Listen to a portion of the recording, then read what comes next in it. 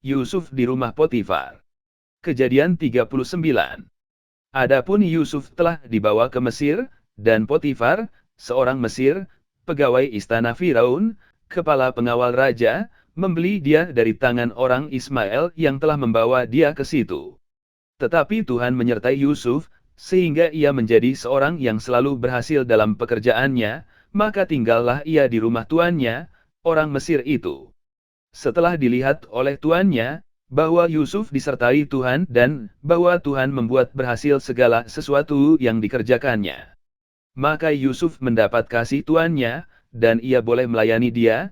Kepada Yusuf diberikannya kuasa atas rumahnya, dan segala miliknya diserahkannya pada kekuasaan Yusuf.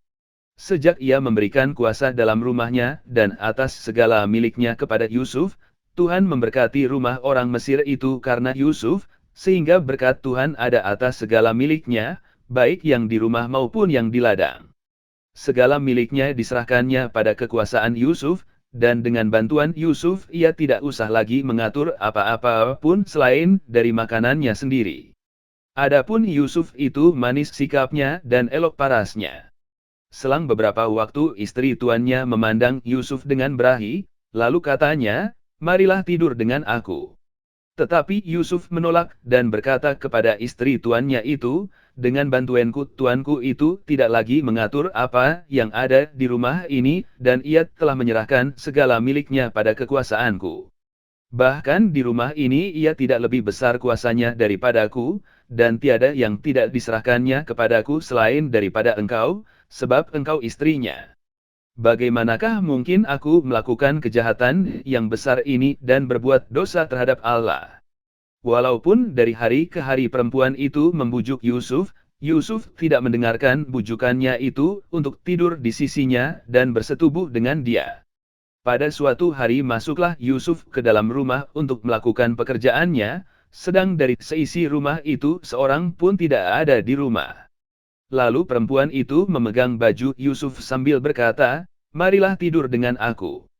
Tetapi Yusuf meninggalkan bajunya di tangan perempuan itu dan lari keluar.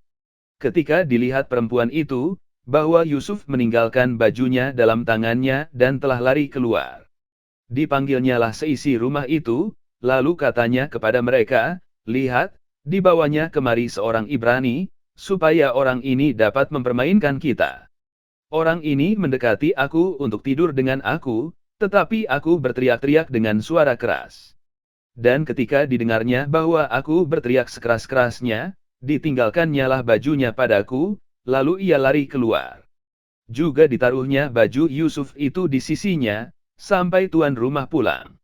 Perkataan itu jugalah yang diceritakan perempuan itu kepada Potifar, katanya, "Hamba orang Ibrani yang kau bawa kemari itu datang kepadaku untuk mempermainkan aku.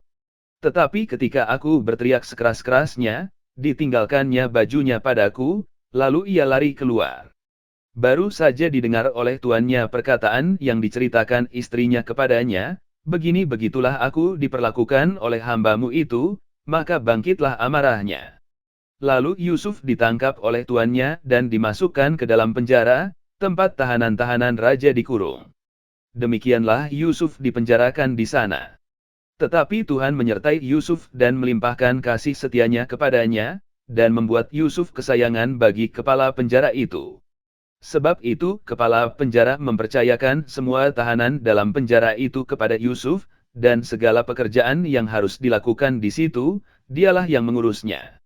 Dan kepala penjara tidak mencampuri segala yang dipercayakannya kepada Yusuf, karena Tuhan menyertai dia, dan apa yang dikerjakannya dibuat Tuhan berhasil.